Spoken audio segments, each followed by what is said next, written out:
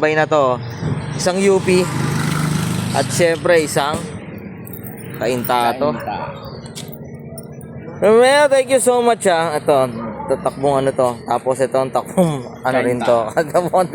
Oy, ito isang Torque Power Blue. Ito Torque Power Blue rin na Opaline.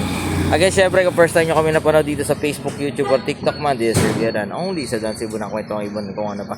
Alamat sa pinsan natin Kuya Oliver in the house. Oy, bisitahin nyo yung mga online store natin kapakpak na dyan sa taas ng caption. Lazada, TikTok at Shopee. Again, syempre ang dami nating handpid ngayon, no? Mga GCC, oh. Okay, syempre, lagi nyo tatandaan, kapakpak, no ba? Mas masaya ang buhay pag may ibon sa bahay. San?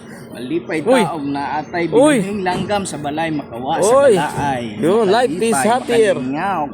Kape-kape. Kape. Life is happier with birds at home. God bless sa lahat. Thank you, Oliver. Bye.